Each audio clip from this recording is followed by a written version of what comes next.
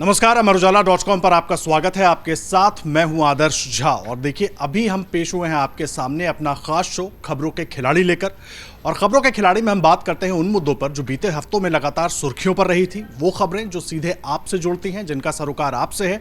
वो खबरें जिनके मायने आपके लिए कई तरह से आपको प्रभावित करते हैं, उन पर हम बात करेंगे।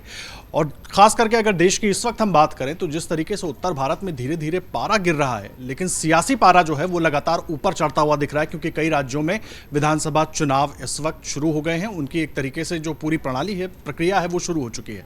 अब सबसे बड़ा सवाल ये है, अगर हम उत्तर भारत के कुछ राज्यों की बात करें, राजस्थान, मध्य प्रदेश, इन तमाम राज्यों की अगर बात करें तो वहां पर सियासी पारा जिस तरह से हाई चल रहा है, उसको देखकर बहुत सारे सवाल उठते हैं। मध्य प्रदेश में अगर बात करें, दोनों ही दल, दोनों ही बड़े दल, चाहे बीजेपी हो चाहे कांग्रेस पार्टी हो, दोनों में जिस तरह की खींचतान दिख रही है।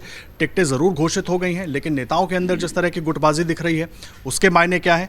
और इसके अलावा अगर दलों के अंदर भी हम गुटबाजी पर थोड़ा फोकस करें तो जिस तरह की बयानबाजी आपसी नेताओं के बीच हो रही है और उसके बाद जो नाराजगी, मतभेद, मनभेद दिख रहा है, उसके मायने किस तरह से समझे जाएंगे, ये सब चीजें बताने के लिए हमारे साथ खास मेहमान भी जुड़े हुए हैं। और साथ ही साथ बात होगी राजस्थान की, जहां पर ईडी के एंट्री के बाद से लगातार राजनीति बहुत तेज है और एक के बाद एक बयानबाजी हो रही है और निशाना दोनों ही बड़े दल एक दूसरे पर साध रहे हैं। और चुनाव से पहले ईडी की इस एंट्री पर जो सवाल उठ रहे हैं, उसके पीछे की कहानी क्या है, वो भी जानेंगे, वो भी समझेंगे। और ये सब बताने के लिए हमारे साथ आप देख रहे हैं तमाम वरिष्ठ पत्रकार, यानी कि खबरों के खिलाड़ी हमारे साथ मौजूद हैं और इन सबसे बात करेंगे। सबसे पहले आपका परिचय करवा देते हैं। रामकृपाल सिंह जी हमारे साथ मौजूद हैं, राहुल महाजन जी हमारे साथ मौजूद हैं, प्रेम कुमार जी मौजूद हैं, हर्षवर्धन जी और समीर चौगावकर जी इस वक्त मौजूद हैं। और इन सबसे हम बात करेंगे और जानने और समझने की कोशिश करेंगे ये जो पूरी सियासी गतिविधि हो रही है उन राज्यों में जहां पर चुनाव हो रहे हैं, उसके मायने कैसे निकाले जाएं। और खास करके तब जब सभी दलों की ओर से बड़े बड़े दावे, बड़े बड़े वादे किए जा रहे हैं, लेकिन क्या फाइट उसी तरीके से हो रही है जिस तरीके से ये दल प्रोजेक्ट कर रहे हैं, या अंदर ही अंदर कुछ और भी इन तमाम पार्टियों में चल रहा है।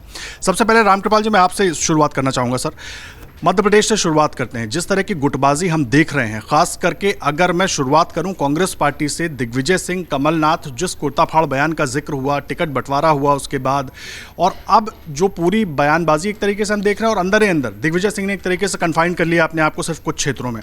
क्या लड़ाई किस तरीके से देख रहे हैं सर, क्या होने वाला है अलग, अगर पार्टीवार में बात करूं पहले तो? देखिए, मैं एक चीज़ का हमेशा ये रहा हूँ, मैं मानता रहा हूँ कि कोई भी भविष्यवाणी करना बड़ा जोखिम भरा काम होता है।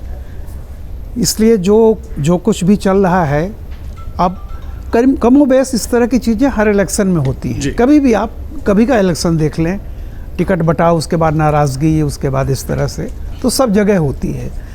मैं केवल एक बात कर रहा हूँ कि जैसे कभी अखबारों में हम देखते हैं या मोबाइल पर दो गाड़ियों का एक कंपैरिजन निकलता है अपने ही सेगमेंट की, तो उसमें लिखा रहता है कि आप में ये फीचर है तो इसमें भी ये फीचर है, 4 एयर बैग हैं तो 4 एयर बैग यहाँ भी हैं, फलाना चीज़ है, फलाना चीज़ है, तो वो क्रॉस होता जाता है।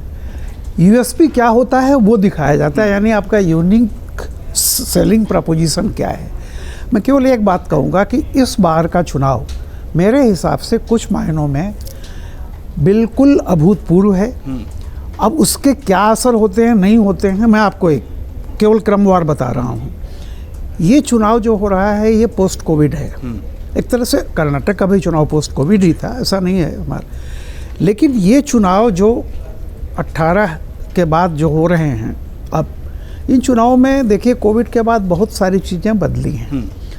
और पर्टिकुलरली जिस तरह कर्नाटक के चुनाव ने एक चीज़ जो चौंकाई थी, जिसको लेकर के सारा था, वो ये था कि बाबरी विध्वंस के बाद पहली बार माइनॉरिटीज़ जो कि चली गई थी क्षेत्रीय दलों के साथ, वो हर जगह पे नाराज़ होकर के कांग्रेस से, नरसिंह राव से, जो भी रहा हो कारण, वो चली गई थी।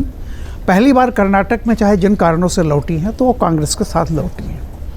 ये क्षेत्रीय दलों के लिए चिंता का विषय था और मैंने कहा था, और ये है चिंता का विषय, वो कहें या न कहें, जो भी चीज़ें अभी चल रही हैं।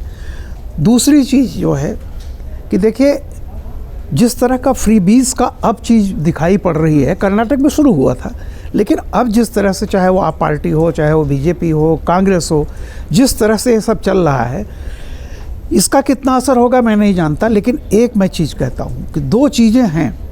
एक है कि सोशल एम्पावरमेंट 2014 के बाद से, एक मैं उदाहरण दे दूंगा जो पिछली बार भी शायद आपके यहाँ मैंने दिया था हमारे यहाँ महिलाओं की बात बहुत की जाती है, लेकिन चाहे वो अर्बन एरिया हो या रूरल हो, महिलाओं के नाम पे संपत्ति या मकान कब होता था? हजारों सालों से मैंने देखा है नहीं, चाहे वो लोअर क्लास हो, मिडिल क्लास हो, अपर क्लास हो, सब जगह एक प्रतिसत्तात्मक युग आपको हमेशा दिखाई पड़ेगा कि पुरुषों के नाम रहता था। आज भी देखिए, कहने के लिए मायावती ने 2004 में ही करीब फैसला आ गया था कि महिलाओं का प्रॉपर्टी में इक्वल राइट होगा, लेकिन हकीकत यह है, आज भी मैं उत्तर प्रदेश का रहने वाला हूँ, किसी महिला का नाम लेखपाल अपने आप नहीं लिखता है जब तक कि वो जाकर फाइट न करे या कहे। पारंपरिक रूप से इनहेरिटेंस जो है वो लड़कों के नाम होता है, लेकिन मोदी जी ने जो एक स्कीम चलाई थी कि अगर महिलाओं के नाम पे मकान होगा तो उसमें छूट मिलेगी। इसके चलते मैं बता रहा हूँ कि पूरे भारतवर्ष में कम से कम, अब सब जगह है ये, महिलाओं के नाम पे पहली बार वो संपत्ति की मालिक बन रही है। तो एक मैं ये कहता हूँ कि एक लगातार सोशल एम्पावरमेंट है, वो ज़्यादा प्रभावी होगा या फ्रीबीज प्रभावी हो जाएंगी, ये मुझे इस इलेक्शन में देखना है। क्योंकि बहुत सारी चीज़ें ऐसी हुई हैं, देखिए अभी जैसे ये जो सिलेंडर में इन्होंने एलपीजी में जो कमी की है, उसमें भी एक शर्त है कि महिला के नाम पे अगर है बीपीएल में भी, तो उसमें कुछ इस तरह का है, ज़्यादा छूट है। तो मैं ये कह रहा हूँ कि विमेन एम्पावरमेंट का जो एक सिलसिला शुरू हुआ था, जो मोदी जी ने किया था, अब लोगों को लगता है कि जैसे अभी भी एक सुनाई पड़ रहा है कि 10,000 रुपये साल का कांग्रेस देने वाली है। तो मुझे ये देखना है, मैं इसलिए कोई वो नहीं कर पा रहा हूँ कि इस बारे में फ्रीबीज कितना काम करती हैं और जो सोशल एम्पावरमेंट का एक प्रोसेस रहा है वो क्या होगा। तो स्टेट इलेक्शन से भी थोड़ा बहुत इसका पता चलेगा। इसलिए बहुत सारे फैक्टर हैं जो पहली बार आए हैं। अभी देखिए, हर घर में इजराइल और हमास, ये आप मान के चलें कि वो middle class, lower middle class के घर में भी पहुंच चुका है। वो उतनी गंभीरता से भले न देख रहा हो, लेकिन विजुअल जो आ रहे हैं, ये मत समझिए कि वो उसके दिमाग में कहीं वो नहीं है। इन सब का क्या असर होता है मैं अभी से नहीं कह सकता, लेकिन जैसे मुझे प्रतीक्षा रहेगी, इसलिए मैं जो जैसे मीडिया में आ रहा है इंटेंस फाइट है, कोई भी जीत सकता है, कोई भी कुछ कर सकता। बट एक बात और कहूँगा आखिरी, अगर इस इलेक्शन में विधानसभा के कांग्रेस अगर तेलंगाना और मध्य प्रदेश जीत जाती है, तो ये तय जान लीजिए फिर कांग्रेस और बीजेपी के बीच ही फाइट होगी। ये इंडिया अलायंस इसका कोई मतलब नहीं होगा। कांग्रेस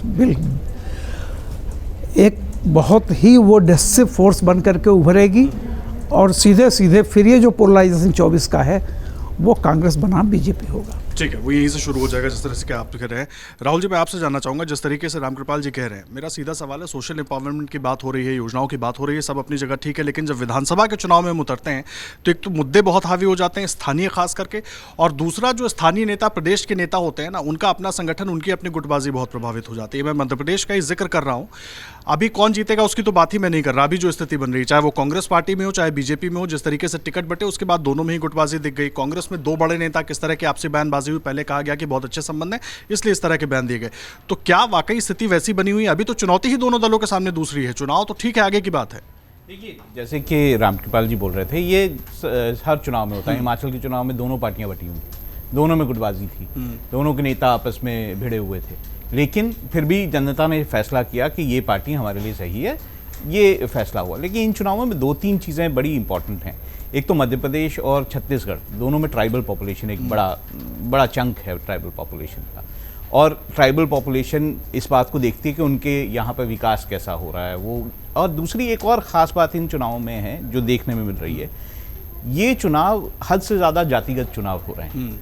ख़ास तौर से अगर आप मध्य प्रदेश और छत्तीसगढ़ की बात करेंगे, मध्य प्रदेश में विंध्य का इलाका मान लें, बुंदेलखंड का मान लें, बघेलखंड का मान लें, यहाँ पे होती थी जातिगत राजनीति, लेकिन बाकी पूरे एरियाज़ में इतनी जातिगत राजनीति नहीं होती थी। लेकिन अब हमारे को दिख रहा है कि सारी पार्टियां जो हैं वो जातियों को खुश करने में लगी हुई हैं, ओबीसी को खुश करने में लगी हैं, सम्मेलन कर रही हैं। राजस्थान से लेकर मध्य प्रदेश से लेकर छत्तीसगढ़ में ये सब कुछ चल रहा है। फ्रीबीज की बात हम कर लेते हैं, चलिए फ्रीबीज की बात है तो केंद्र की जो वेलफेयर स्कीम्स हैं उसको काउंटर करने के लिए राज्यों ने अपनी वेलफेयर स्कीम्स को और बढ़ा दिया, एनहांस कर दिया कि भाई अनएम्प्लॉय जो लोग हैं उनको हम इतना भत्ता देंगे, हम किसानों का इतना कर्जा माफ़ कर देंगे, हम ये करेंगे। इनफैक्ट अगर हम छत्तीसगढ़ की बात करें, वहाँ पर तो बीजेपी का जो हिंदुत्व का पूरा प्लैंक है या पूरी कोशिश होती है हिंदुत्व के नाम पर वोटों को एक साथ एकजुट करने की, उसको मुख्यमंत्री ने काउंटर करना शुरू कर दिया, चाहे वो वनगमन परियोजना वहाँ पे हो या फिर गाय गोबर को खरीदने की बात हो, ये सारी चीज़ों से उन्होंने काउंटर किया है।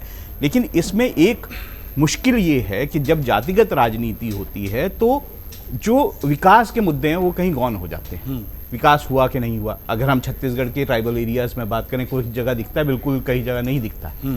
मध्य प्रदेश में भी यही हालत है। तो वो मुद्दे जो होने चाहिए चुनावों में, हमारी बहुत ही मुश्किल स्थिति है देश में कि हेल्थ जैसे मुद्दे, कि हेल्थ सर्विसेज नहीं है। हम अब भी मध्य प्रदेश के अगर पिछड़े इलाकों में जाएंगे आपको हेल्थ सर्विस बिल्कुल नहीं दिखेगी, या हम छत्तीसगढ़ में जाएंगे बिल्कुल नहीं दिखेगी। आना पड़ता है बड़े बड़े शहरों से, मतलब बड़े बड़े राज्यों से दिल्ली आना पड़ता है। एम्स में, यहाँ पर दिल्ली के एम्स में तांता लगा रहता है मरीजों का। क्यों लगा रहता है? क्योंकि हमारी हेल्थ सर्विसेज ठीक नहीं है।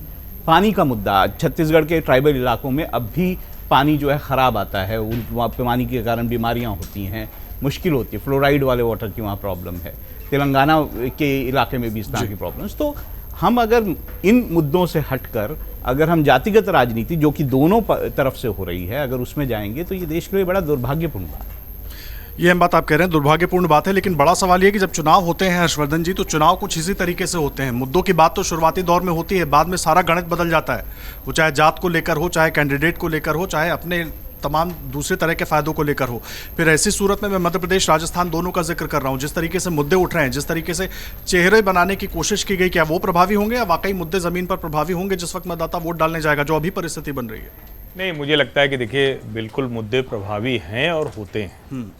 राजनीति में जिसको हम कहते हैं, जब चुनावी दौर चलता है, माहौल बनाया जाता है, तो उसमें सब कुछ होता है। लेकिन इसका मतलब ये कतई नहीं हुआ कि जो 4 साल 5 साल कोई सरकार चली है उसने जो काम किया है उस पर वोटिंग नहीं होगी। वो जनता को याद नहीं आएगा, वो फ्रीबीज के चक्कर में ही पड़ेगी या फिर जाति के चक्कर में। जाति और फ्रीबीज ये बड़ी तेजी में लुभाते हैं। कभी कभार जिसको हम स्विंग वोट कहते हैं, या एक छोटा वर्ग है जो अंतिम समय तक तय नहीं कर पाता है, उसको थोड़ा सा हवा दे देते हैं तो वो उधर चल पड़ता है। लेकिन एक बड़ा वर्ग होता है जो अपनी राय तय करता है किसी सरकार के 5 साल के कामकाज पर। राजस्थान और मध्य प्रदेश में बहुत स्पष्ट तौर पर अगर आप देखें तो मध्य प्रदेश की सरकार के काम को लेकर किसी को कोई नाराजगी नहीं दिखती। राजस्थान में एक बड़ा संकट यह है कि वहां सरकार चली ही नहीं। मध्य प्रदेश में भले भारतीय जनता पार्टी में ढेर सारे गुट हों, लेकिन कोई वो शिवराज सिंह चौहान पर असर पड़ा हो, कोई ऐसी बयानबाजी होती रही हो, कोई सरकार के खिलाफ धरना प्रदर्शन होता रहो, नहीं हुआ।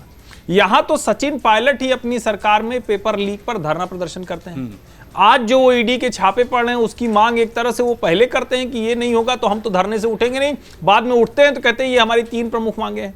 मुझे लगता है कि ये सारी चीजें मिलकर दोनों ही राज्यों में राजनीति को एक तरह से कहें कि तय करती हुई दिख रही हैं। और मेरा ये मानना है कि बागी वाला खेल, ये मतलब कोई भी चुनाव आता है तो बागी होते ही होते हैं। किस दल में नहीं होते हैं? हर दल में कपड़ा फाड़ बागी होते हैं। बस एक ही मुश्किल है, अगर दिग्विजय सिंह और कमलनाथ के बीच जो खबरें आ रही हैं, अगर वो जिस तरह से आ रही हैं वो सच हैं, तो वो कांग्रेस के लिए बड़ी मुश्किल है। वरना तो चाहे कांग्रेस हो या भारतीय जनता पार्टी हो, क्या उनके खेमे नहीं? क्या भारतीय जनता पार्टी में हम नहीं जानते कितने मुख्यमंत्री के दावेदार थे, आकांक्षित? तो मुझे लगता है चुनाव मुद्दों पर ही होता है। अंतिम में एक थोड़ा सा जब माहौल बनता है तो ये जो चीजें होती है वो हावी होती ही दिखती है, लेकिन जनता के मन में बहुत स्पष्टता से मुद्दे होते हैं। ये बात आप कह रहे हैं प्रेम सर, जो बात कही हर्षवर्धन जी ने उसी को मैं आगे बढ़ा रहा हूँ। ईडी की कार्रवाई को लेकर खुद सचिन पायलट कई बार सवाल उठाते रहे, और अब जब राजस्थान में ईडी की एंट्री हो गई, टाइमिंग को लेकर सवाल उठ रहे हैं और सबके मन में सवाल है। एक बात ये हो गई। दूसरी बात ये है गुटबाजी और बागी, ये चाहे मध्य प्रदेश हो, मध्य प्रदेश में मुझे लगता है कि बहुत ज़्यादा है राजस्थान से फिलहाल जो स्थिति बनी हुई है। कैसे निपटेगी कांग्रेस पार्टी? और ये जो ईडी वाला मुद्दा, ईडी को लेकर तो खुद अशोक गहलोत जो कल उन्होंने जिस तरह का बयान दिया वो भी सवालों के घेरे में। ईडी से ही बात शुरू करते हैं आदर्श जी। ईडी का एक्शन होता है, एंट्री होती है राजस्थान के चुनाव में, और ईडी आती है तो सरकार के खिलाफ जिस तरीके से विपक्ष को, बीजेपी को उतरना चाहिए, ईडी नहीं उतरती। बीजेपी प्रेस कॉन्फ्रेंस के अलावा सड़क पर नहीं उतरती, इसके बजाय उल्टा होता है। उल्टा होता है कि ईडी के दफ्तर पर कांग्रेस का भारी प्रदर्शन होता है। तो इसके मायने क्या है कि एक ईडी की एंट्री जिसका फ़ायदा पॉलिटिकली बीजेपी उठा सकती थी, लेकिन अंदरूनी घमासान के चलते वो उस मुद्दे को अपने हक में नहीं भुना पाई है अब तक। और कांग्रेस जो कि टुकड़ों में बटी, कम से कम वर्टिकली 2 हिस्सों में बटी हुई दिख रही थी, उसके पास उसने एक अपॉर्चुनिटी के रूप में इसको लिया। सचिन पायलट खुल करके वैभव गहलोत के लिए बोलते नजर आए, अशोक गहलोत के लिए बोलते नजर आए, डोटासरा के लिए बोलते नजर आए। तो ये एक कांग्रेस के लिए एक, इससे ठीक पहले जो पहली सूची आ गई थी उसके बाद से कांग्रेस लगभग सोई हुई थी, दूसरी सूची पर निर्णय नहीं हो पा रहा था। और ऐसे समय में जब कांग्रेस इनएक्टिव थी, ईडी ने कांग्रेस को एक्टिव कर दिया। ये इस हिसाब से देखें तो ईडी के आगमन ने कांग्रेस को फायदा पहुंचाया है और बीजेपी उसका फायदा उठाने में नाकाम रही है। अब है कि वो मुद्दा जिसको लेकर के सचिन पायलट पेपर लीक का मुद्दा उठा रहे थे और जांच की मांग कर रहे थे, तो सचिन पायलट ने अपनी पोजीशन को बहुत साफ सुथरे ढंग से रखा है कि हमने तो पेपर लीक मामले में सरकार से कानून भी बनवा लिया और जांच की मांग कर रहे हैं, भ्रष्टाचार सामने आना चाहिए, जो भ्रष्ट है उसको सजा मिलनी चाहिए। लेकिन ठीक चुनाव के समय में 4 हफ्ते पहले, वो 12 साल तक पहले के मामले में आप इतने दिनों तक इंतजार करते, 4 हफ्ते इंतजार नहीं कर सकते। ये सवाल उठा करके ईडी के पॉलिटिकल इस्तेमाल को उन्होंने मुद्दा बना दिया है। जी, ईडी का पॉलिटिकल इस्तेमाल को मुद्दा बना दिया है। मैं आपके पास जी मैं आ रहा हूँ, अपनी बात कहिए। जी देखिए, जब हम कहते हैं कि 12 साल पुराना मुद्दा है तो ये कांग्रेस पार्टी कह रही है, लेकिन कम से कम कुछ तथ्य हम लोगों के ध्यान में जरूर होने चाहिए।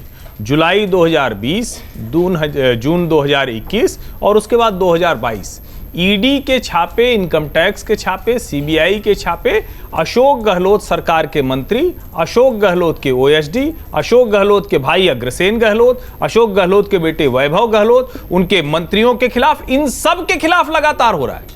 हम ये कैसे कह सकते हैं कि अच्छा कोई कार्रवाई चल रही है, वो लगातार छापे पड़े, तो क्या ऐसा कभी संभव? और चूंकि एजेंसियों के काम करने का एक तरीका है, मैं ये नहीं कह रहा हूं कि कौन दोषी है कौन, वो न्यायालय तय करेगा और उसी के पास मामला जाएगा। लेकिन राजस्थान में भ्रष्टाचार है, इसका सबसे गंभीर आरोप तो श्रीमान सचिन पायलट जी ने ही लगाया था। सबसे ज्यादा कहा कि ये तो, और उन्होंने वो तो कई हाथ आगे गए थे कि जो वसुंधरा के ऊपर आरोप थे उसकी जांच अशोक गहलोत सरकार ने कराई। उन्होंने कहा कि अशोक गहलोत और वसुंधरा राजे मिले हुए हैं। मुझे लगता है कि अशोक गहलोत सरकार के ऊपर सबसे बड़ा जो सवाल है वो विश्वसनीयता के संकट का है। दूसरा जो सबसे बड़ा सवाल है, 4-4.5 साल ये सरकार काम ही नहीं करती रही, सिर्फ आपस में लड़ते रहे। तीसरा जो सबसे बड़ा सवाल है, ये जो सारे भ्रष्टाचार के मामले हैं वो उनके बहुत नजदीकी लोगों पर है। और उसमें सिर्फ इतने मामले नहीं कि उन्होंने भ्रष्टाचार किया है, उन्होंने फोन टैपिंग कराई, उन्होंने अपने पार्टी के लोगों का एक तरह से कहें कि दबाव बनाने की कोशिश की, और जो राज्य की एजेंसियां हैं उनका दुरुपयोग भी किया है। तो ये नहीं कह सकते कि 12 साल पुराना मामला था, आज अचानक ईडी जाग गई। नहीं, ये बात आपकी ठीक है, 12 साल पुराना मामला था, आज अचानक ईडी जाग गई, इस पर सवाल नहीं उठा सकते। एक तरीके से कहा यह जा रहा है कि जैसे जैसे सबूत जुड़ते गए वैसे वैसे कार्रवाई शुरू हुई। लेकिन एक बात और है इसमें, क्योंकि अगर पिछले 2012 से या उसके बाद से हम डेटा पर अगर नजर डालें तो 120 से ज़्यादा नेताओं पर इस तरीके से कार्रवाई देखने को मिली है, और उसमें ज़्यादातर जो नेता हैं वो सीधे तौर पर विपक्ष के नजर आते हैं, और बहुत कम संख्या में ऐसे नेता हैं जो सत्ता पक्ष के हैं। इस पर भी बात करेंगे, लेकिन समीर जी, सबसे पहले जो बात ईडी को लेकर हर्षवर्धन जी ने भी कही और जो प्रेम कुमार जी ने भी कही, मेरा बड़ा सवाल ये है, राजस्थान के परिप्रेक्ष्य में मैं पूछ रहा हूं, चुनाव के टाइम में ईडी की एंट्री राजस्थान में कह रहा हूं, चुनाव में मैसेजिंग और टाइमिंग का बड़ा महत्व होता है। इसका मतलब क्या है, मायने कैसे निकालें? क्या अब ईडी के सहारे इस तरह की कोशिश हो रही है जो आरोप लग रहे हैं? देखिए, आज जो ईडी की जो कार्रवाई हुई थी कल, उसके पहले मैं आपको 23 जनवरी 2023 का सचिन पायलट का एक बयान याद दिलाना चाहता हूं, जब वो एक दिन की लंचन पे बैठे थे। उन्होंने बहुत स्पष्ट कहा था कि जो पेपर लीक के जो 2 मास्टरमाइंड थे, सुरेश ढाका और भूपेंद्र करके थे, उन्हें गिरफ्तार किया है। तो ये तो छोटी मछली है, सरकार को बड़े सरगना को पकड़ना चाहिए। इन्होंने पेपर बेचा है, लेकिन पेपर किसने लीक किया है इसकी जाँच होना चाहिए। मुझे लग रहा है जिसने पेपर लीक किया था उसकी जाँच राजस्थान सरकार ने नहीं की थी, और सचिन पायलट की ये मांग थी कि इसमें केंद्रीय एजेंसी अगर चाहे तो जांच करा सकती है राज्य सरकार। मुझे लग रहा है सचिन पायलट की उस बात को केंद्र सरकार ने माना होगा और उसके बाद इस मामले को गति दी होगी। लेकिन जैसे हर्षवर्धन जी ने बताया कि बिल्कुल ठीक है कि देखिए अग्रसेन पे 23 जून 2020 को अशोक गहलोत के भाई क्या सीबीआई की रेड पड़ी थी कुछ खनन के मामले को लेकर, उसके बाद ईडीआई ने मामला दर्ज किया। इनके धर्मेंद्र राठौर जो मंत्री हैं, राज्य मंत्री का दर्जा जिन्हें मिला हुआ है कैबिनेट मंत्री का, वो उनके घर पे रेड पड़ी हुई थी।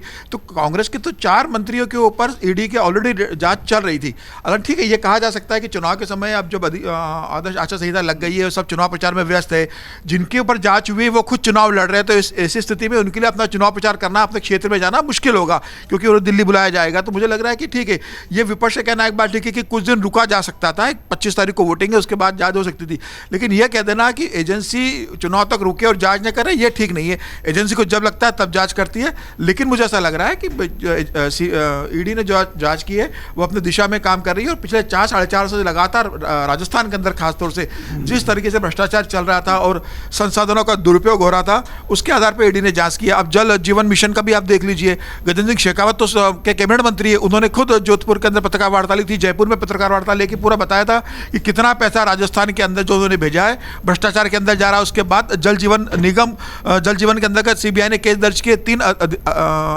अभियंता जो इंजीनियर थे उनको सस्पेंड किया गया, 2 अरेस्ट हो चुके हैं उसके अंदर। तो मुझे लग रहा है पूरी मामला जांच का विषय है, जांच होगा और दूध का दूध पानी होगा। अगर ये अधिकारी और नेता अगर बेदाग होंगे तो वो बरी हो जाएंगे, और अगर इसमें शामिल होंगे तो मुझे लगता है निश्चित रूप से इस पर सरकार कार्रवाई करेगी और उन्हें सजा होगी। अहम बात कह रहे हैं, लेकिन बड़ा सवाल ये है कि जांच जरूर होनी चाहिए। अगर आरोप है और इस तरीके से जांच आगे बढ़ रही है तो जांच जरूर होनी चाहिए। देखिए विनोद अग्निहोत्री सर भी हमारे साथ जुड़ गए। सर, जांच जरूर होनी चाहिए, लेकिन बड़ा सवाल ये है कि जांच होती है, कार्रवाई हो रही है, जो सवाल उठ रहे हैं कि सिर्फ विपक्ष के नेताओं पर क्यों एक, और जिस तरीके से हर्षवर्धन जी भी कह रहे हैं, समीर जी भी कह रहे हैं कि सचिन पायलट ने ये मुद्दा उठाया, सचिन पायलट ने ये मांग की थी, तो सचिन पायलट की मांग को अभी इतनी गंभीरता से क्यों लिया गया, पहले क्यों नहीं सुना गया? देखिए, अगर एजेंसियों के हिसाब से देखें तो इस देश में गैर भाजपा सरकारें भ्रष्ट हैं और भाजपा सरकारें बिल्कुल गंगा जल की तरह पवित्र हैं। अगर एजेंसियों की कार्रवाई अब देखें और उनके एक्शंस को देखें, अभी हर्षवर्धन जी ने कहा कि एजेंसियों का काम करने का अपना तरीका होता है, बिल्कुल सही कहा, अपना तरीका होता है। एजेंसियाँ हिज मास्टर्स वाइज होती हैं, हिज मास्टर्स या हर मास्टर्स जो भी कह लें। जिस तरह राज्य में पुलिस जो है वो अपने सरकार के हिसाब से चलती है, वैसे केंद्र की एजेंसियाँ भी केंद्र में जो भी सरकार होती है उसके इशारे के हिसाब से काम करती है, कुछ ज़्यादा कुछ कम। तो ये तो एक सच्चाई है और आज से नहीं है, ये इस सरकार के आने के पहले से भी थी और अभी भी है और आगे भी जो सरकारें आएंगी तब भी रहेगी, क्योंकि हमारी व्यवस्था ऐसी है। इसलिए वो अब रही बात मुद्दे की कि भ्रष्टाचार के मुद्दे जो है बनेंगे कि नहीं बनेंगे, बनने चाहिए लेकिन बनते नहीं हैं। 2018 में मध्य प्रदेश में कमलनाथ के लोगों पर छापे पड़े थे सीबीआई के, और उनके नतीजा क्या आया, कांग्रेस की सरकार बन गई वहाँ। 18 में ही राजस्थान में भी कार्यवाही हुई थी। पश्चिम बंगाल में 2020 में जब ममता बनर्जी का 21 में जब चुनाव हो रहा था, उसके पहले बहुत छापे पड़े, अभी तक पड़ रहे हैं, लेकिन सरकार ममता बनर्जी की बन गई। दिल्ली में 2020 से पहले भी सीबीआई की तमाम कार्यवाही हुई आम आदमी पार्टी के नेताओं के खिलाफ और सरकार आम आदमी पार्टी की बन गई। तो जनता जब वोट करती है तो बहुत व्यापक परिप्रेक्ष्य में करती है और जनता इस बात को समझती है कि एजेंसियों की कार्यवाही हो रही है, उसके क्या राजनीतिक नेतार्थ हैं। या तो बिल्कुल एकदम पारदर्शी मामला हो कि बिल्कुल हर राज्य में एजेंसियां कार्यवाही करें और जो जहां दोषी पाया जाए या उसके खिलाफ आरोप दर्ज हो और उसके बाद जो कानूनी कार्यवाही हो।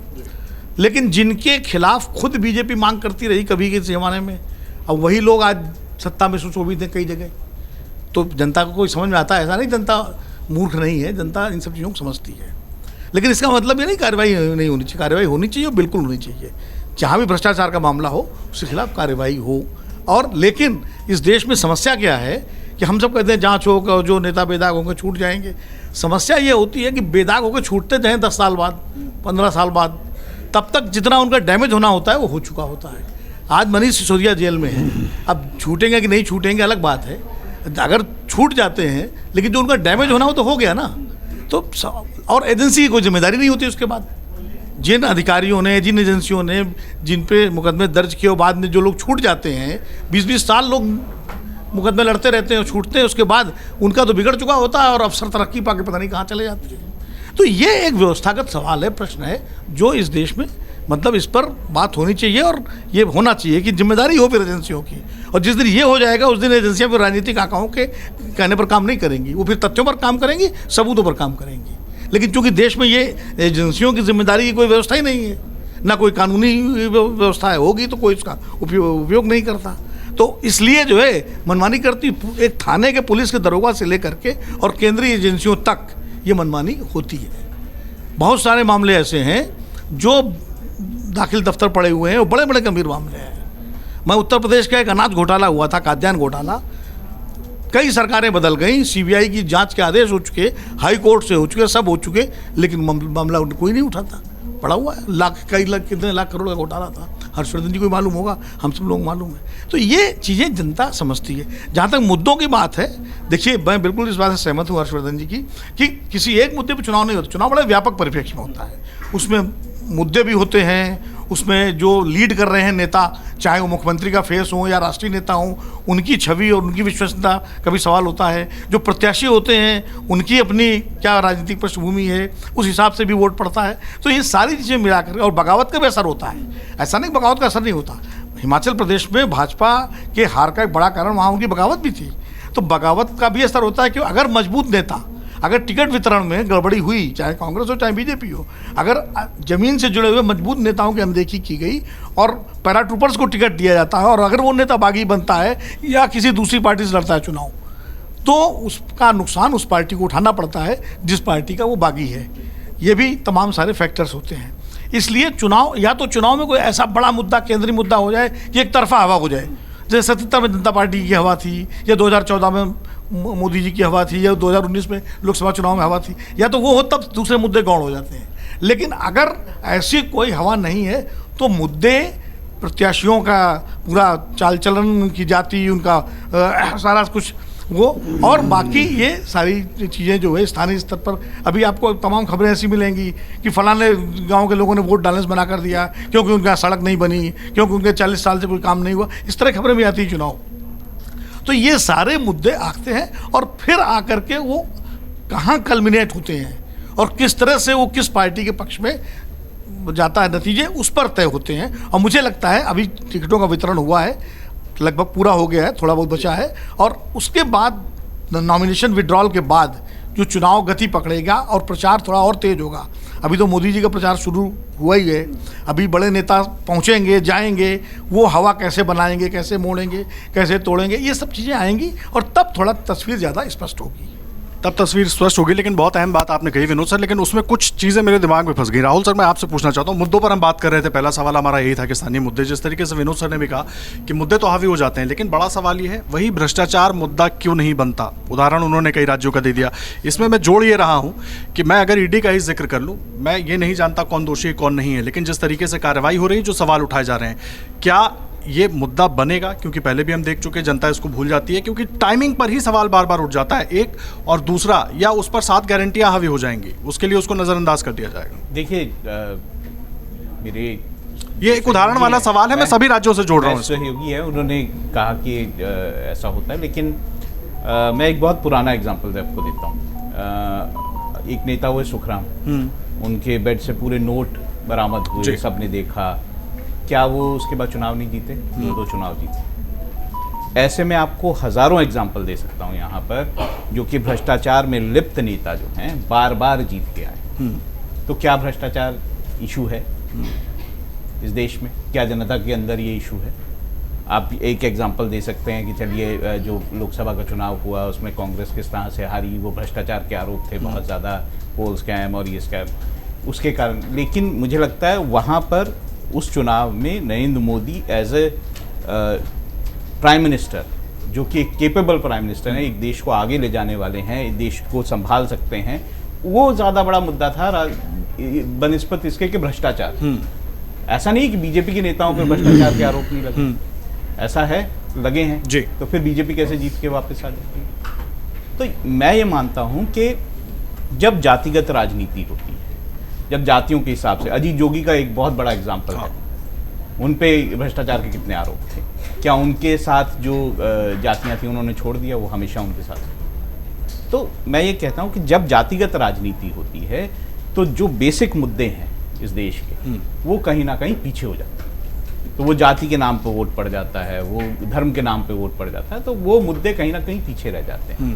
बीजेपी की एक कोशिश ज़रूर रही है कि जो विकास के मुद्दे हैं वो आगे रहें, ना कि जो जातिगत मुद्दे हैं वो आगे रहें। बार बार बीजेपी के नेताओं ने इस बात पे भी बात कही है कि हिंदुत्व जो है हमारे कोई पॉलिटिकल प्लैंक नहीं है, हम हिंदुत्व को दूसरी तरह से देखते हैं। तो बीजेपी की जब भी बीजेपी की सरकारें इस देश में रही हैं उन्होंने विकास के मुद्दों को आगे रखा है, और जब भी बीजेपी को काउंटर करने की बात आती है तो जातिगत राजनीति को आगे बढ़ाया जाता है। ये मेरी ऑब्जर्वेशन रही।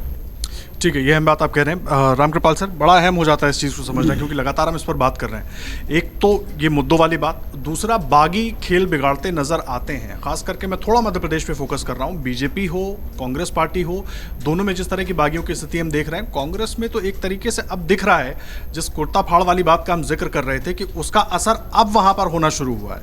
तो ये क्या कांग्रेस के लिए जो एक बार लग रहा था कि शायद बहुत बढ़िया फाइट दे सकती है, हो सकता है आगे नतीजे भी उसके पक्ष में आ जाए, क्या कहीं पर फंसती दिख रही है?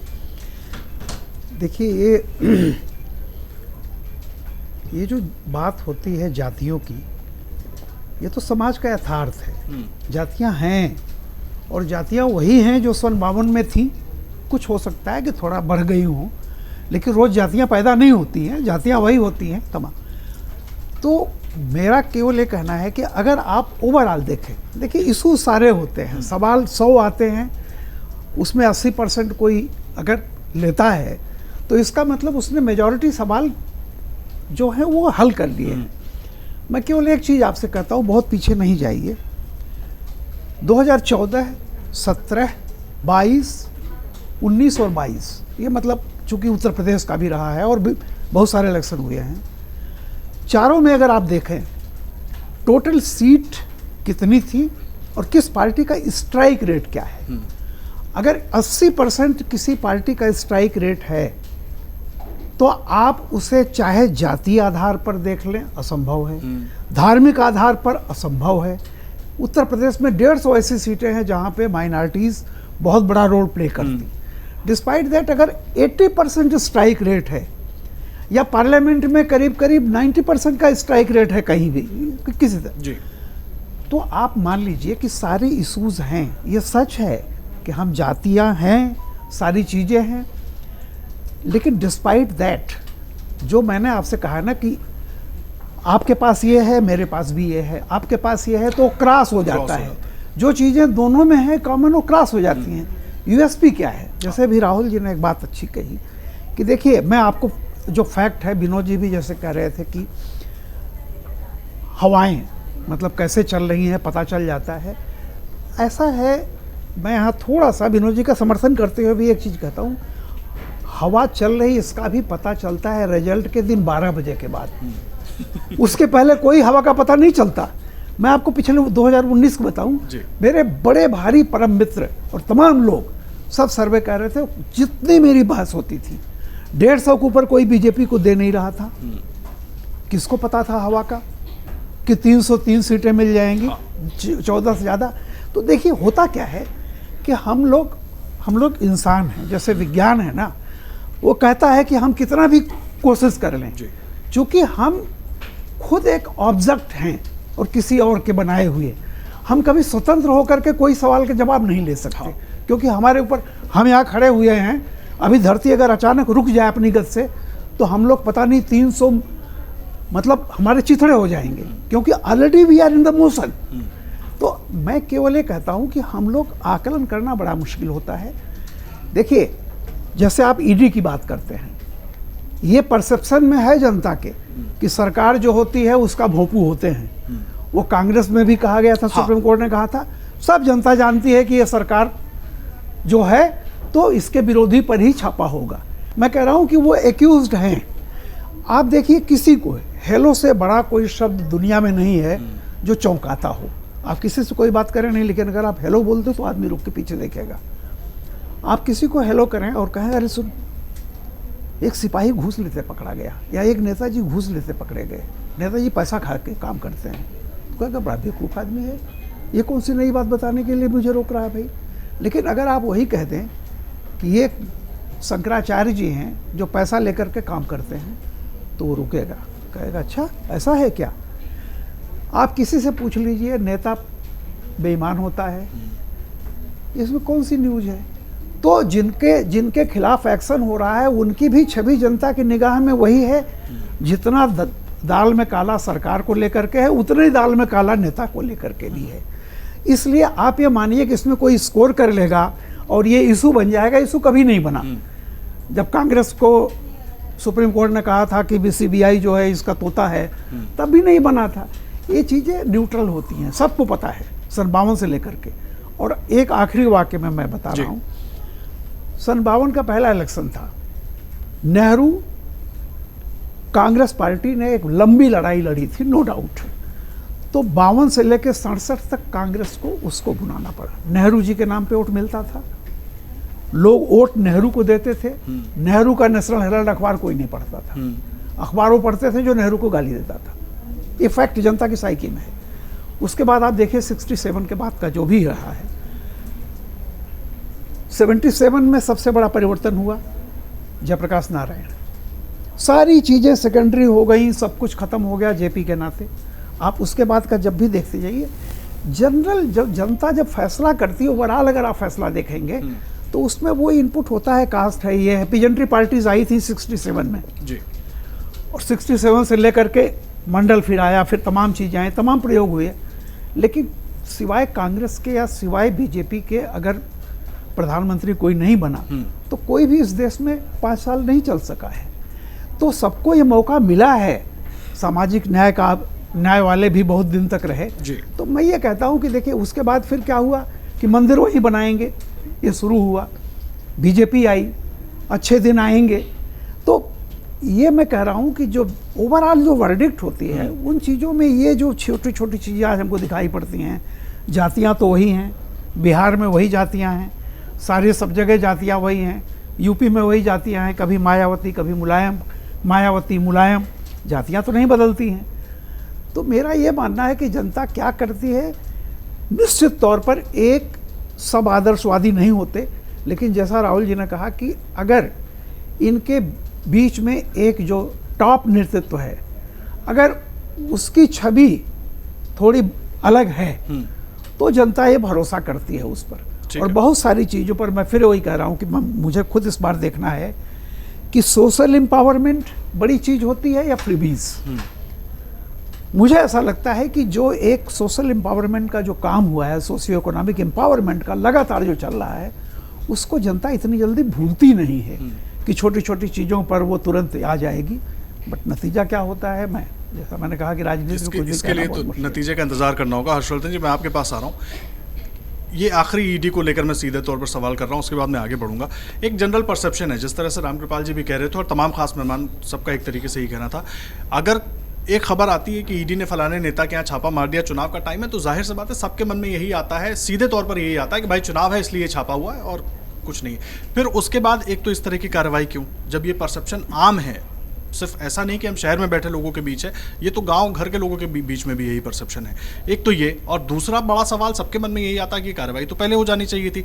अब क्या, मैं किसी का नाम नहीं ले रहा हूँ, किसी पार्टी का, सब पर इस तरह के आरोप लगते रहे, क्या चुनाव इसी तरीके से लड़े जाएंगे, मुद्दों से ध्यान हटाने के लिए या अपनी कमियां छुपाने के लिए या दूसरे को दबाने के लिए? नहीं, एक बात तो मैं आदर्श जी बड़ा मतलब इसको मैं पूरी मन से कह रहा हूँ कि मैं मानता हूँ कि ईडी या किसी एजेंसी के छापे का चुनाव पर कोई असर नहीं पड़ता है कभी भी। ईडी जो कार्रवाई कर रहा है, और विशेष करके हम लोग बार बार ईडी की ही चर्चा कर रहे हैं, इनकम टैक्स, सीबीआई, दूसरी एजेंसियां भी लगातार जांच करती हैं, पैसे पकड़े जाते हैं, लेकिन चूंकि ईडी क्या है, ईडी भ्रष्टाचार के मामलों पर बनी वो नई एजेंसी है जिसने इस देश में उस अपराध को, एक तरह से कहें कि भ्रष्टाचार के मामले को आपराधिक बना दिया, वरना इसके पहले वो बड़े हल्के में छूट जाते थे।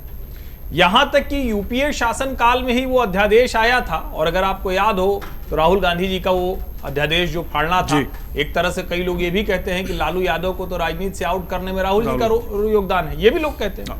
लेकिन अगर उससे इतर देखें तो इस देश की जनता को लगता है कि भाई नेताजी लोग भ्रष्टाचार करते हैं, उन पर कोई कुछ करता नहीं।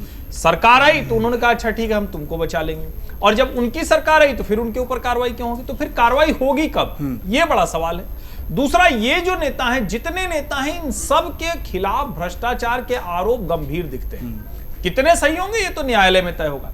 इसी ईडी ने अगर 1 लाख सवा लाख करोड़ से अधिक पकड़े हैं, नकदी पकड़ी गई, संपत्तियां पकड़ी गई। हमने बंगाल में तो ये भी देखा ना कि ममता बनर्जी के मंत्री से जुड़ा एक मसला था जिसमें एक कमरा था कि गड्डियां फेंक दी जाती थी, फिर हिसाब किताब होता रहता था। नहीं, किराए पर लिया गया था। किराए पर लिया गया था, पैसा रखने के लिए किराए पर लिया गया था। अब सवाल ये कि जब इस तरह की चीजें देखती हैं और उसमें फिर ईडी कहीं छापा मारती है, तो ये सवाल निश्चित तौर पर खड़ा होगा और भारतीय जनता पार्टी की सरकार को इस पर साफ होना चाहिए कि जो भारतीय जनता पार्टी में रहता है वो इससे बचा क्यों रहता है। ये सवाल लोगों के मन में है, लेकिन लोगों को इस पर कोई संदेह नहीं कि जिनके खिलाफ छापा मारा जा रहा है वो गंभीर आरोपों में है, वो भ्रष्टाचार मुक्त है, ऐसा नहीं है। नंबर 1। दूसरी जो बात है, जो मुझे लगता है कि प्रैक्टिकल है, चुनावों के समय में पैसे का, विशेष करके 2 नंबर के पैसे का बड़ा लेन देन होता है। जब इस तरह की एजेंसियां किसी नेता के ऊपर, किसी के घर पर, किसी कार्यालय पर छापे मारती हैं, तो ये जो 2 नंबर वाले पैसे का लेन देन है, इस पर प्रभाव पड़ता है। मुझे लगता है कि एकमात्र फौरी वजह तो यही होती है, बाकी चीजें सिर्फ परसेप्शन है। जो परसेप्शन बैटल जीत जाएगा उसको जनता उसके साथ हो जाएगी। ठीक है, परसेप्शन की लड़ाई है और जो जीत जाएगा उसके साथ होगी, ये तो एक अहम बात होगी। प्रेम सर, थोड़ा सा रुख बदलते हैं, मैं गुटबाजी पर आता हूँ, खास करके मध्य प्रदेश की बात करते हैं, फिर राजस्थान की तरफ भी चलेंगे, क्योंकि राजस्थान में थोड़ा अभी गुटबाजी कब नजर आ रही है, हवा दूसरी बन रही है, मुद्दे दूसरे हैं, लड़ाई दूसरे तरीके से हो रही है। मध्य प्रदेश में कांग्रेस पार्टी की मैं बात करूं, दिग्विजय सिंह कमलनाथ के बीच जिस तरह से शुरुआती दौर में भी हमने बात की, एक अलग लड़ाई दिख रही है। मैं इसमें एक उदाहरण देता हूं, शिवपुरी सीट को लेकर, जिस पर वीरेंद्र रघुवंशी की बात हो या तमाम दूसरी बात हो, उस पर जिस तरीके से दिग्विजय सिंह ने सवाल उठाए और एक तरीके से कहा भी कि टिकट मिलना चाहिए था, कंफ्यूजन कुछ और हो गया था। एक बात, बीजेपी का रुख करें, बीजेपी में बड़े नेता को एक तरीके से, जो सबसे बड़े आपके नेता है, चेहरा थे वहां पर पिछले चुनाव में, उनको आपने साइड कर रखा है। अब अलग अलग नेता बागी आपकी टेंशन और बढ़ाने वाले हैं। किस दिशा में बढ़ रहा है चुनाव, या अभी इंतजार करें जब दिल्ली से बड़े नेता वहां पहुंच के हवा बदलेंगे तो रास्ता कुछ और दिखेगा? देखिए आदर्श जी, इस सवाल पर हम आते हैं, लेकिन थोड़ा सा ईडी पर बोलने के, बिल्कुल मुझे पता था आप ईडी पर अपनी बात जरूर कहेंगे। ये जो ईडी वाले मसला है, हर्षवर्धन जी बहुत अच्छी बात उठा रहे कि ये जानते हुए भी कि ईडी के आने के बाद उनका कोई असर नहीं पड़ता, वो कह रहे हैं, और फिर भी ईडी क्यों आती है इलेक्शन में इस दौरान, इसका उत्तर जनता के पास आना जरूरी है, वही हम बोलना चाहते हैं। देखिए, ईडी राजस्थान में इंटरवीन करती है, और जो इंटरवीन, इसका पॉलिटिकल मायने जो है वो ये कि इससे कांग्रेस के भीतर में लड़ाई तेज हो जाएगी। अगर सचिन पायलट सपोज कि चुप रह जाते, सपोज कि वो बोलते कि नहीं, हम तो जो मांग कर रहे थे वो हो रही है, हम चुप हैं, तो कितना बड़ा पॉलिटिकल फायदा मिलता बीजेपी को। लेकिन उसको सचिन पायलट ने खत्म कर दिया, वो माइलेज लेने नहीं दिया। ईडी के इंटरवेंशन का यहाँ पर जो कोशिश जो है वो ये थी, और ईडी जो है आकर के सब कुछ पाक साफ कर देगी या कर देती है। उसका रिकॉर्ड बहुत अच्छा है, रिकॉर्ड है कि 25 मामले उन्होंने इसको एक मुकाम तक पहुंचाया, उसमें 24 जो है सजा हुई और 1 एक्विटल हो गया। 96% का रिकॉर्ड है, लेकिन वो सिर्फ सजा जो हुई उतने, सिर्फ इतनी साल में 25 ही मामले होंगे क्या? इसके इस दौरान 5000 से ज़्यादा मामलों पे जो है दर्ज किया गया, लेकिन उसमें एक्शन छापे इसका अगर देखेंगे वो प्रतिशत 9%, 10% भी नहीं होता है। ये ईडी जो है, इसी में आप MP MLA जो पूर्व हैं आज है, उसका संख्या देखेंगे, उसकी संख्या तो 3% भी नहीं है जब ईडी ने एक्शन लिया हो। तो ये बताता है कि ईडी का कितना भारी दुरुपयोग हो रहा है कि आप केस करवा देते हैं लेकिन आगे का जो की कार्रवाई नहीं होने देते हैं, और यहीं पर ईडी बदनाम होती है, यहीं पर वो इंस्ट्रूमेंट होती है, यहीं पर वो इस्तेमाल होती हुई दिखती है। अब जनता इससे प्रभावित नहीं होती है, इससे भी मैं सहमत नहीं हूं। प्रभावित अगर नहीं होती तो DK शिव कुमार के घर भी ईडी गई थी, देखिए उनकी पार्टी जीत करके आई। जनता उल्टा रिएक्ट करती है कि तुम ईडी का दुरुपयोग कर रहे हो, तुमको हम नहीं छोड़ेंगे, इस रूप में जनता रिएक्ट करती है। अब छत्तीसगढ़ में भी देखिएगा, ईडी का दुरुपयोग हुआ है, हारेगी बीजेपी। ईडी का दुरुपयोग राजस्थान में हुआ है, हारेगी बीजेपी, क्योंकि जनता इसी तरीके से रिएक्ट करती है। ये ईडी वाले मामले पर मेरी बात इतनी ही। इसके बाद आपके सवाल गुटबाजी को लेकर के जो है, ये बहुत फ्लैट वे में बोल दिया जाता है कि गुटबाजी इधर भी है उधर भी है, दोनों को गुटबाजी का थोड़ा बहुत नफा या नुकसान होगा, कुल मिलाकर के बराबर हो गया, इक्वल हो गया, ये कह दिया जाता है।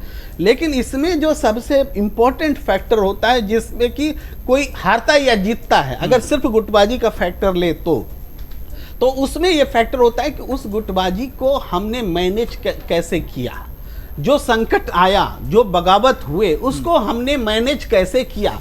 इस मैनेजमेंट में जो पार्टी आगे रहती है, अपर हैंड रहती है, उसको फायदा मिल जाता है। और हमें लगता है कि मैनेजमेंट करने के लिए स्थानीय लीडरशिप से बेटर कोई नहीं होता है। अगर कोई लीडर नीचे में बगावत कर रहा है तो वो वसुंधरा राजे के कहने से मान जाएगी, वो सीपी जोशी के कहने से मान जाएंगे, लेकिन नड्डा जी और अमित शाह जी वहां जाके नहीं मनवा सकते। यही बात दूसरी पार्टी के लिए भी है। लेकिन अगर स्वयं वसुंधरा राजे नाराज हो जाएं, तब नीचे के बागियों को कौन मनाएगा? यही बात मध्य प्रदेश में भी है। मध्य प्रदेश में भी जिन केंद्रीय मंत्रियों सांसदों को भारतीय जनता पार्टी ने भेजा और जिन्होंने खुल करके अपने असंतोष का इजहार किया, अब वो जो स्वयं रुष्ट हैं, तो बाकी छोटे मोटे बागियों को कौन मनाएगा? कांग्रेस में भी आप देखें, अगर कमलनाथ और दिग्विजय जी जो लड़ते नजर आ रहे हैं स्क्रीन पर, उसकी अलग परिभाषा भी है। कुछ लोगों को लगता है लड़ते हैं, कुछ लोगों को लगता है कि नहीं, एक अच्छे गुड नोट्स पे है वगैरह, जो भी हो। लेकिन मान लीजिए कि दोनों वर्टिकली बटे हुए हैं, तो अगर ये खुद से अगर रुष्ट हो जाएंगे तो इनके जिनको मनाने की जिम्मेदारी इनकी होनी चाहिए, उनको कौन मनाएगा? तो यहाँ पर हमें लगता है कि भारतीय जनता पार्टी ने एक तरह से डी कंट्रोल कर दिया, अपने हाथ से चीज़ों को जाने दिया, और एक एक्सपेरिमेंट के लिए, एक बदलाव के लिए शिवराज सिंह और वसुंधरा राजे के लीडरशिप को ध्वस्त करने के लिए जो उनकी जो भी रणनीति आंतरिक रही, क्योंकि ये गुटबाजी नीचे की नहीं ऊपर की है। जब ऊपर की गुटबाजी होती है तो नीचे की गुटबाजी का खामियाजा कितनी दूर तक चोट पहुंचाएगा, इसका आकलन भी हम नहीं कर सकते। तो चुनाव नतीजे बताएंगे। ठीक है, नतीजे बताएंगे। विनोद सर जिस तरफ इशारा कर रहे हैं प्रेम सर, सवाल ये है कि वो नतीजे कैसे बताएंगे, क्योंकि जिस गुटबाजी का जिक्र कर रहे हैं, और ऊपर की गुटबाजी और नीचे की गुटबाजी, एक तो इसको समझे कैसे, दूसरा क्या वाकई बीजेपी आलाकमान इस तरह का एक्सपेरिमेंट कर रही है, एक तरीके से खतरों वाला एक्सपेरिमेंट कर रही है कि नतीजे शायद पलट भी सकते हैं? देखिए, एक तो पहले ये मैं बात थोड़ा बताना चाहता हूँ, हवा की बात अभी जैसे रामपाल जी कर रहे थे कि हवा का पत्ता उस दिन चलता है जिस दिन रिजल्ट आता है। बिल्कुल सही बात है। सन 1984 में लोकसभा चुनाव में देश के प्रमुख अखबार ने कांग्रेस के हार की भविष्यवाणी कर दी थी, और नतीजे बिल्कुल उलट आए, और आखिर में उस अखबार को बाकायदा फ्रंट पेज पे खेत पर माफ़ी मांगनी पड़ी पाठकों से। अब तो खैर वो चलन ही खत्म हो गया, न उस तरह की वो रही, न नैतिकता रही। लेकिन ऐसा भी नहीं है कि हवा का पता नहीं चलता। अगर आप बहुत डीप लोगों के बीच में जाएं तो हवा का पता चलता भी है। मैं दो उदाहरण दूंगा। 2015 का दिल्ली विधानसभा का चुनाव, आप घूमिए दिल्ली में, पता लग जाता था कि आम आदमी पार्टी की जीत रही है, खुलेआम जीत रही है। 2015 का बिहार चुनाव, मैं अपना बता रहा हूँ, दिल्ली में बैठने वाले लोग कहते थे कि बीजेपी की एनडीए की सरकार बन रही है वहाँ, जो दिल्ली में बात करते थे पत्रकार हमारे। जो पटना जाके लौट आते थे वो कहते थे मुकाबला कड़ा है, टक्कर है। और जो पटना से बाहर दूर दराज जाते थे 500-500 600 किलोमीटर की यात्राओं में, वो लौट के बताते थे कि वहाँ गठबंधन, महागठबंधन सरकार बन रही है। जब आप 100 लोगों से बात करेंगे, 100 में 80 आदमी जब एक ही बात करेंगे तो पता लग जाता है कि हवा कहाँ है। लेकिन उसके लिए फिर आपको ज़मीन पे उतरना पड़ता है। हम यहाँ से बैठ करके हवा का अंदाज़ नहीं लगा सकते। मेरी खुद भविष्यवाणियाँ गलत हुई हैं जब मैंने यहाँ से बैठ के अंदाज़ लगाया है, और जब मैं फील्ड में जाके गया हूँ, लोगों से मिला हूँ, तो वो आकलन सही हुए हैं। तो इसलिए हवा पता करके थोड़ी मेहनत करनी पड़ती है। हाँ, लेकिन हवा का पता तब नहीं लगता है जब मामला एक तरफा ना हो और बिल्कुल एकदम कांटे का हो। जैसे मैं कहूँ कि 2018 में मध्य प्रदेश में हुआ था कि भाई 109 सीटें बीजेपी की थी, 114 सीटें कांग्रेस की थी, तो कांटे की लड़ाई थी बिल्कुल। तो वहाँ अलग अलग ओपिनियन थी। कहीं आपको कुछ लोग मिलते थे कांग्रेस की बात करते थे, कुछ बीजेपी की मिलते थे, तब हवा का पता लगना मुश्किल होता है। तो इसलिए ये अब रही बात बगावत वाली बात, देखिए बगावत का असर पड़ता है। मैंने इसका सबसे बड़ा उदाहरण हिमाचल है, जहाँ खुद प्रधानमंत्री जी ने एक बागी से अनुरोध किया, फ़ोन किया, वो वायरल हुआ, लेकिन वो बागी नहीं बैठे, परमार जो थे। तो ऐसा नहीं कि बगावत का असर नहीं पड़ता है, लेकिन बगावत का असर छोटे राज्य में ज़्यादा पड़ता है, बड़े राज्य में कम पड़ता है।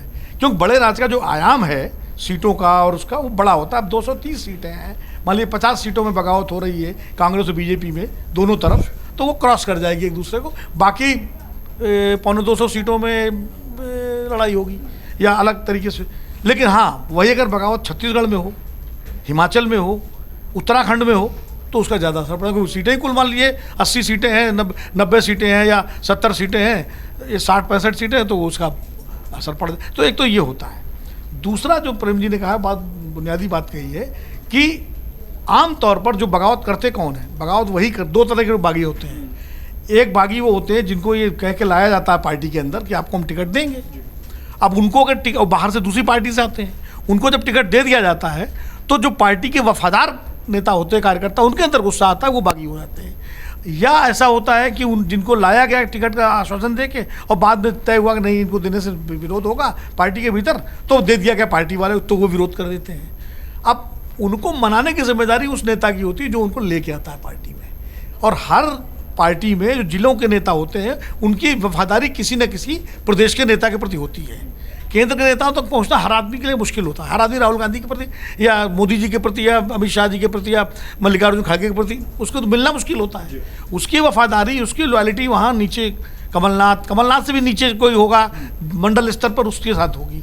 ऐसे ही शिवराज सिंह चौहान के साथ होगी या कुछ। तो स्थानीय नेताओं की बड़ी भूमिका होती है बगावत कराने में और बगावत को साधने में, दोनों में। 2007 का जब मध्य प्रदेश का विधानसभा का चुनाव हुआ था, कांग्रेस जीतने की स्थिति में थी। 7 में 8 में 2008 में, क्षमा कीजिए, जीतने की, जब सुरेश पचौरी अध्यक्ष थे। लेकिन कांग्रेस के करीब 125 बागी लड़ गए चुनाव और कुछ बड़े नेताओं के इशारे पर लड़ गए, और नतीजा यह हुआ कि वो जीता हुआ चुनाव कांग्रेस हार गई और अपार सफलता मिली बीजेपी को। तो इसलिए पार्टी बगावत को करवाने में और थामने में दोनों में पार्टी के नेताओं का हाथ होता है।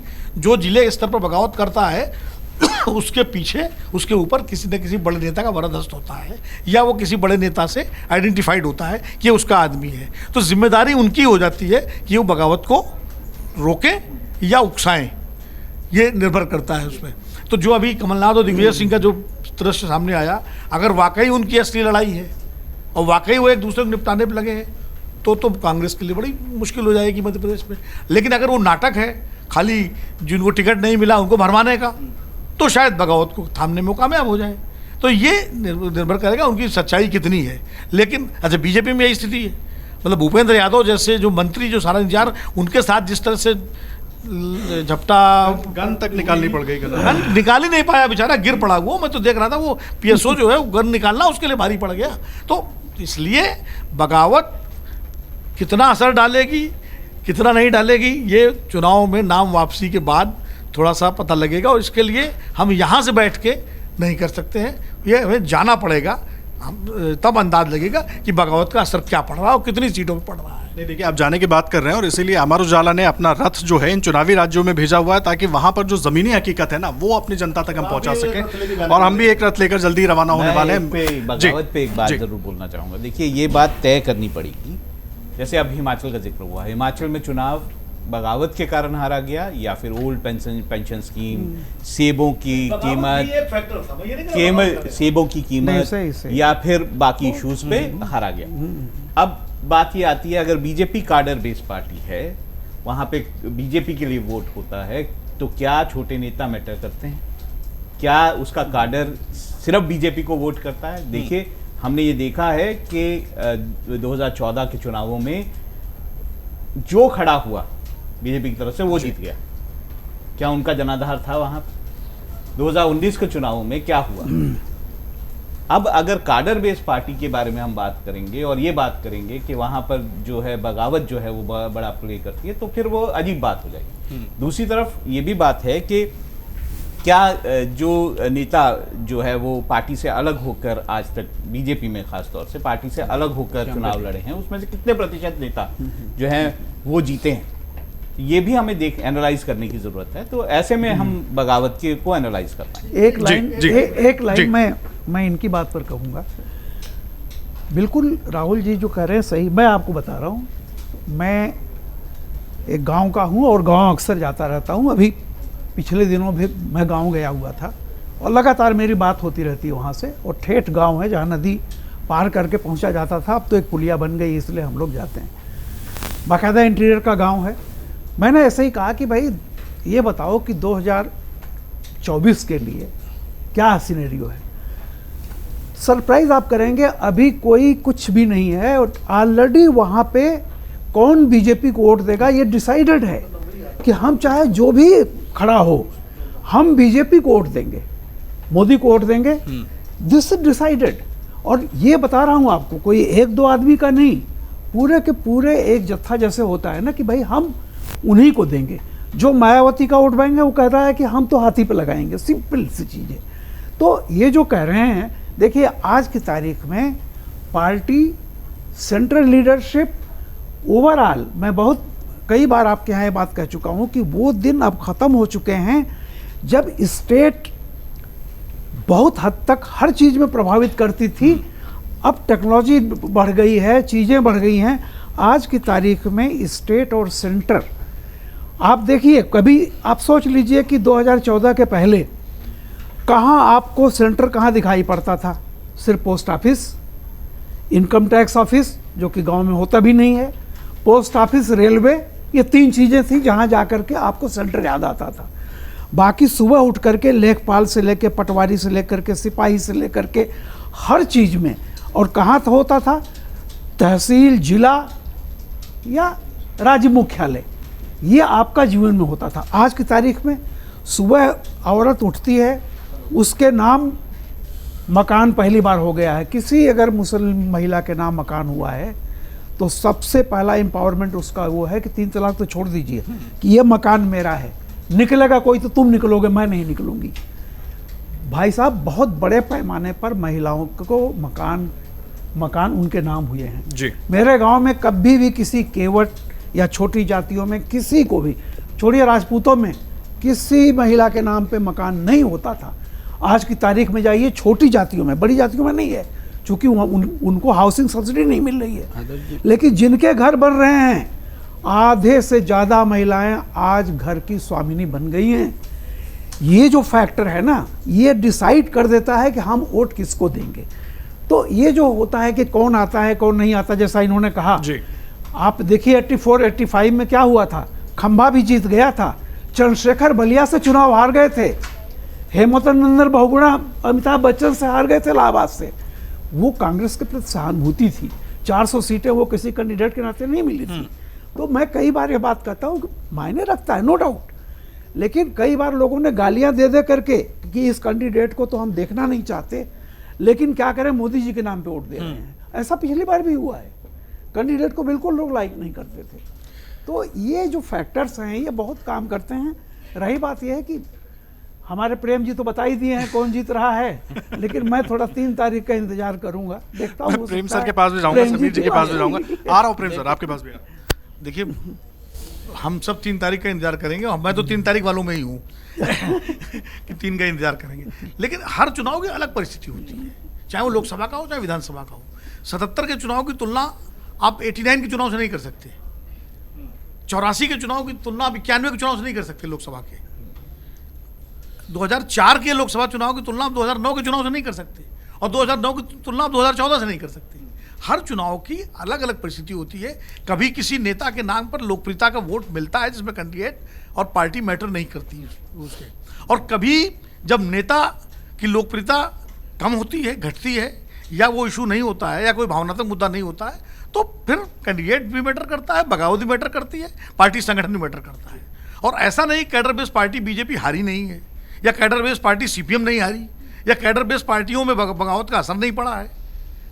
हर परिस्थिति, हमने उत्तर प्रदेश में बगावत का असर देखा है भाई, जहाँ भारतीय जनता पार्टी आज से नहीं 90 से तो कम से कम लगातार मजबूत है, और कई बार नहीं भी देखा है। जैसे 2014 में किसी ने कैंडिडेट नहीं देखा, 77 में किसी ने कैंडिडेट नहीं देखा था, 84-85 जो में किसी ने कैंडिडेट नहीं देखा था, 19 में भी कैंडिडेट नहीं देखा लोगों ने।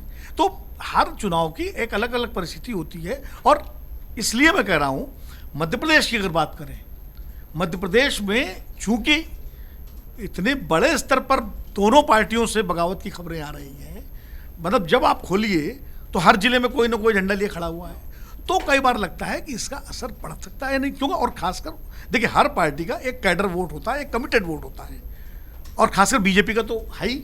जो चुनाव बीजेपी दिल्ली में बुरी तरह चुनाव हारी 2015 में, लेकिन उसका वोट परसेंटेज कम नहीं हुआ, क्योंकि वो उसका कमिटेड वोट है। वोट जो जिताता हराता है, जो फ्रिंज जो कहते हैं कि फेंस पे बैठा हुआ वोट है, उस पर असर पड़ता है इन चीज़ों का। भाई एक कैंडिडेट है मान लीजिए, खासकर विधानसभा चुनाव छोटा चुनाव होता है, उसमें जो है एक अगर मजबूत कैंडिडेट है, उसका अपना अगर 5-7 हज़ार वोट है, 10 हज़ार वोट है, चाहे वो जाति का हो चाहे उसके अपने पर्सनल उसका हो, और वहाँ लड़ाई कांटे की हो रही, तो वहाँ असर पड़ जाता है। तो इसलिए मैं कह रहा हूँ कि सीट टू सीट वेरी करता है। अब यहाँ मध्य प्रदेश में ऐसी हवा है बीजेपी की कि सब बेकार है, या कांग्रेस की हवा ऐसी है कि सब बेकार है, तब अलग बात है कि एकदम एक तरफा हवा किसी पार्टी के लिए हो। जब होती है तो फिर ये चीज़ें मैटर नहीं करती, लेकिन जब हवा नहीं होती है, जब लड़ाई होती है, तो ये चीज़ें मैटर करती हैं। ठीक है, ये चीज़ें मैटर करती हैं। मैं आ रहा हूँ समीर सर। मैं कह रहा हूँ कि विधानसभा चुनाव जो अगर हम राजस्थान और मध्य प्रदेश की बात करें तो बगावत बहुत बड़ा मैटर करती है। मैं आपको राजस्थान का उदाहरण पीछे 2018 का देता हूँ। हनुमान बेनीवाल तो बीजेपी में थे, उन्होंने अपनी पार्टी बना दी। घनश्याम तिवाड़ी बीजेपी में थे, वसुंधरा से नाराज हो गए, उन्होंने अपनी पार्टी बनाई। ठीक है, बाद में वो लौट के आ गए, पार्टी ने राज्यसभा भेजा। हनुमान बेनीवाल तो 14 सीटों पर हरवा दिया, 2 उम्मीदवार उनके जीत चुके हैं। 12 उम्मीदवार राजस्थान में विरोध करके उतरे थे, 10 उसमें से उम्मीदवार जीते। वसुंधरा की सरकार जाने में बड़ी भूमिका हनुमान बेनीवाल, घनश्याम तिवाड़ी की थी कि ब्राह्मण वोट बैंक बड़ा बैंक हनुमान घनश्याम तिवाड़ी का चला गया था। जाट का बड़ा वोट बैंक हनुमान बेनीवाल का चला गया था, और आज भी बड़ा बैंक हनुमान बेनीवाल के साथ जुड़ रहा है वहाँ पर। राजस्थान के अलावा मध्य प्रदेश का मैं आपको 2018 का उदाहरण दे देता हूँ। कांग्रेस से भारतीय जनता पार्टी को 0.13% ज़्यादा वोट मिले थे। अगर वोटों की संख्या क्या लोगे तो 47,750 वोट भारतीय जनता पार्टी को ज़्यादा मिले थे। 5-7 सीटें कम आई। क्यों आई? 10 भारतीय जनता पार्टी के 24 उम्मीदवार खड़े हुए थे बगावत करके, 12 ने वापस ले लिया था। 10 मैदान के दबाव में से 10 के 10 जीत गए। ग्वालियर दक्षिण से समीक्षा गुप्ता जो ग्वालियर की मेयर थी वो बगावत करके खड़ी हो गई, 35,000 वोट लेके गई। नारायण सिंह कुशवाहा 121 वोटों से हार गए भारतीय जनता पार्टी के कैंडिडेट जो फिर चुनाव लड़ रहे। तो मुझे ऐसा लग रहा है कि जो 10 सीटें भारतीय जनता पार्टी 121 वोटों से, 350 वोटों से, 450 वोटों से बगावत के कारण आ रही, इसके कारण 2000 में शिवराज सिंह चौहान सरकार नहीं बना पाए। और आज की घटना मैं आपको बताता हूं, अमित शाह जी आज मध्य प्रदेश जा रहे हैं, कल वो जबलपुर ग्वालियर भी जा रहे हैं। उन्होंने ये भूपेन्द्र यादव जी को, अश्विनी वैष्णव जी को, BD शर्मा जी को बोला है कि जो बागी उम्मीदवार है उनकी सूची लेके आइए, उनसे मीटिंग कीजिए, किसी भी स्थिति में बागियों से विड्रॉवल करवाइए, पार्टी के साथ लेके आइए, वरना जीता हुआ मैच आप हारोगे। आज BD शर्मा, भूपेन्द्र यादव, ये सब लोग बैठ के जो बागी उम्मीदवार है उनसे फ़ोन पे बात कर रहे हैं, उनकी सूची बना रहे हैं। तो भारतीय जनता पार्टी जैसी कैडर बेस्ड पार्टी की हवा टाइट कर दी उनके बागियों ने मध्य प्रदेश के अंदर और राजस्थान के अंदर।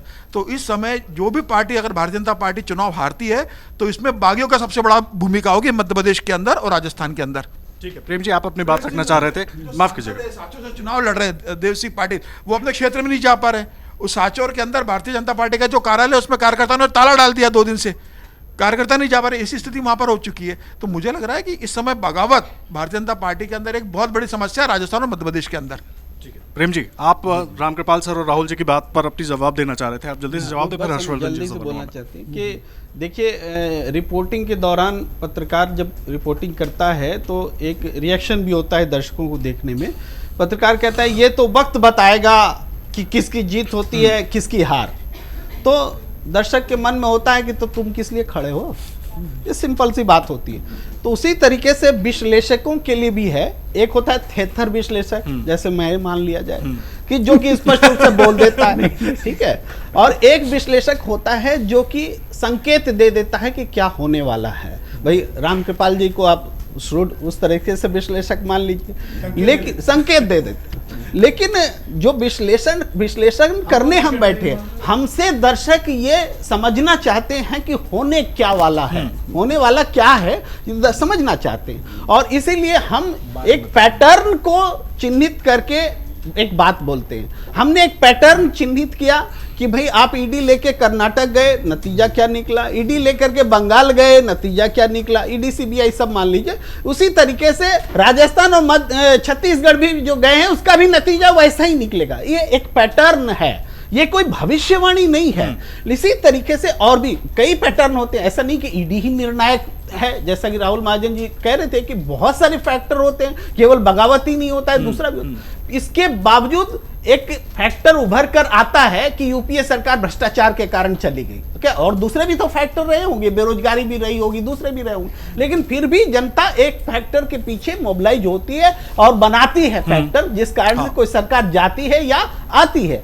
अब दूसरी एक बात है कि उम्मीदवार किसी को खड़ा कर दो जीत जाता है, ऐसी फिजा जो बनती है पार्टी देख करके जो लोग जीतते हैं। कई बार पार्टी से नेता बड़ी हो जाती है और कई बार पार्टी बड़ी रहती है, यही दो स्थितियां रहती है। आज के हालात में बीजेपी के पास पार्टी से बड़ा नेता है, यही है मोदी मैजिक, मोदी फिगर, इस तरह से चल रहा है। लेकिन इसमें दो चीजें हैं, एक तो जिसको खड़ा कीजिए वही जीत जाता है, और अच्छा से अच्छा कैंडिडेट हो क्यों ना हो लेकिन वो हार जाता है, ये दूसरा पहलू है। आप खराब से खराब कैंडिडेट जीत जाता है और अच्छा से अच्छा उम्मीदवार हार जाता है, ये भी दूसरा पहलू होता है। लेकिन जैसा कि विनोद सर ने कहा कि हर चुनाव की प्रकृति अलग होती है, हर चुनाव की प्रकृति अलग होती है, और इस चुनाव 5 राज्यों के विधानसभा चुनाव की प्रकृति भी अलग है।